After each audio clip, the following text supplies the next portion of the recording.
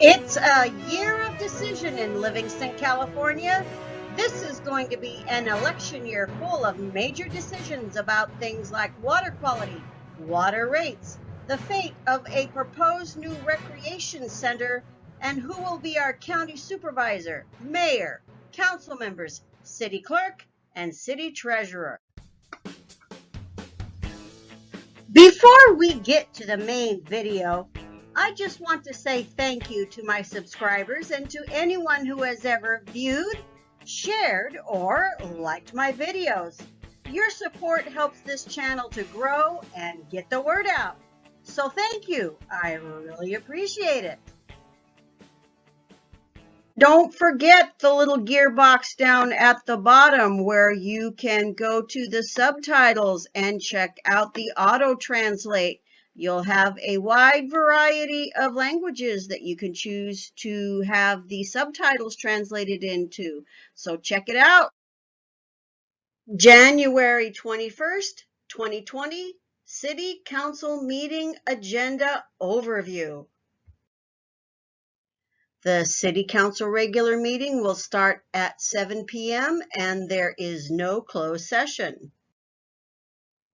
Regular meeting, call to order, and announcements and reports. Under the awards, presentations, and proclamations, there is the swearing in of the new finance director. On the consent agenda, there are 2 warrant registers, the December 3rd, 2019 meeting minutes and the December 17th, 2019 meeting minutes. There are 10 discussion and potential action items. This looks like it might turn out to be a really long night. Item 6 is about citizen option for public safety money. Item 7, the master employee salary schedule update. Item 8, awarding a contract for a water pipeline project and expanding arsenic removal. Item 9 is about applying for housing-related grant funds. Item 10 sets up a template for cannabis business operating agreements. Item 11 is about buying 3 desktop computers for the PD. Item 12 is about updating a bunch of building codes. Item 13, appointment to the Planning Commission. Item 14 is about an option to buy property from the Livingston Farmers Association. And item 15 has to do with hiring a consultant to do a general plan update and environmental report. We'll talk just a little more about each of those a little bit later as we move along. This staff report shows there was money left over in the COPS account from the last fiscal year and how it will be rolled over into the new fiscal year. This is the resolution adopting a new master employee salary schedule and the impact of the minimum wage going up. Here is the staff report for awarding a contract to Conco West. They will install pipeline between wells 14 and 16, expand the arsenic treatment system, and install the components for a TCP treatment system. The resolution for the Cal Home application has to do with hiring self-help enterprises to apply for the grant and administer the grant if funded. The city will be applying for $600,000 in grant funding to use for first-time home buyer mortgage assistance and owner-occupied home rehabilitation. The cost for the grant application will be $2,500 and $5,000 for grant administration. The Cannabis Operating Agreement template is for the city to use in the regulation of cannabis businesses within the city limits. The staff report talks about the history of cannabis regulation and when the city passed an ordinance allowing limited cannabis-related activities within the city. The template would allow the city to recover costs associated with administrating the commercial cannabis program.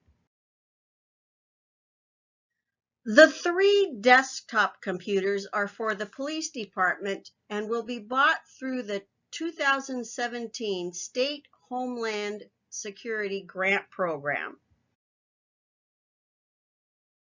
This is about updating building code ordinances and scheduling the public hearing for February 18, 2020. This page talks about the various codes being updated, including new solar power related provisions, and that the adoption of these codes is mandatory. Here we see that Planning Commissioner Adan Bath's term ended December 31st, 2019, and the council needs to decide how to fill the position. Now this is the current roster of planning commissioners, alternates, secretary, and council liaison. The purchase of real property has to do with the city's plans to create an indoor-outdoor recreation center on what is now Livingston Farmers Association property. The city has applied for a grant to cover a portion of the purchase price and doesn't know yet if it will actually get the grant. This item is probably one of the most important agenda items of them all. It's about hiring a consultant to prepare a new general plan update and environmental report. This is a really important document. It's like the city's constitution about where future houses, businesses, and industrial operations will be built for years to come. It's a serious document with serious ramifications. It's not just a plan that can be changed at a whim. Since this video is already getting just a tad long, I'm going to pick out a few of the most important points in the staff report. First, the general plan serves as the guiding framework for all future development in the city of Livingston. It is the city's single most important planning document and also serves as the composition for future development. Under state planning laws, a city's general plan must include a comprehensive long-term plan, and then it goes on.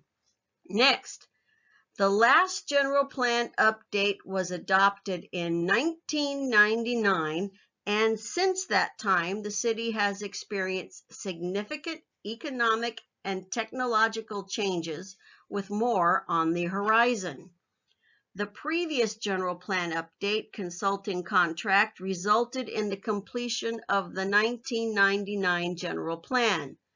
The 2008 general plan update was deemed invalid by the courts, and so staff reverted back to using the 1999 general plan.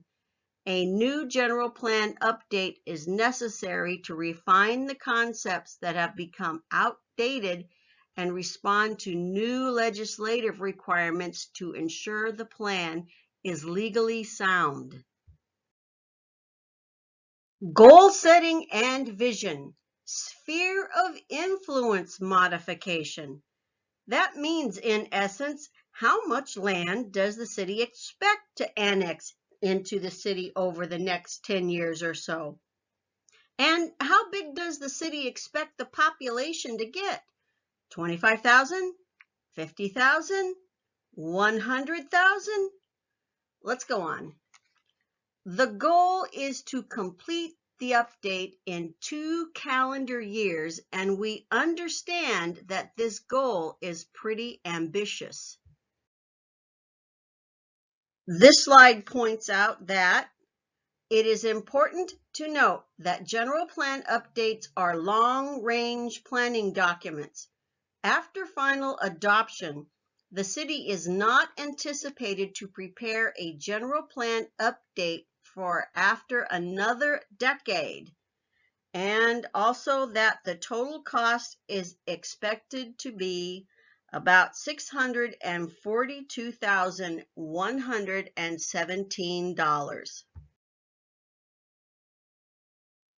Just for reference, I want to start wrapping up by pointing out where we are today. This is from the city's website. You might want to re-watch this video on a large screen and stop it here for a better view. Let's focus a moment on the growth boundaries as shown in this map. Blue for 2020, pink for 2030, purple for 2040, orange for 2050. You might notice that the purple line ends up at Magnolia, with the 2050 boundary being the River, Bird, Olive Avenue, Sultana, Magnolia, and Washington. In contrast, this slide comes from the 2008 General Plan update that was scrapped by the court. You'll notice the planning area goes all the way down to West Side, across to Cressy Way, and up to Olive. The city limits is in black dashes, and the proposed sphere of influence is in red dashes. It also shows the amount of prime, unique, and important farmland the city intended to eventually annex. By the way, this is from a spreadsheet I put together around 2013 or so. The total amount the city has spent on that fiasco and more is around $1.7 million. And the last thing we need is a repeat of that kind of mess on this general plan update. This is a really important meeting, and it has the potential of being one of the longer ones. I'll be paying close attention to see which council members actually show up this time around, and which, if any, duck out before it's all over. But what do you think about all this stuff? Let me know in the comments. If you're subscribed to the channel already, you might want to check and make sure you're still subscribed so you're notified whenever a new video goes live. And subscribe if you're new. Until next time, this is the Gardening Snail of Livingston, California, because not every critter is hiding under a rock.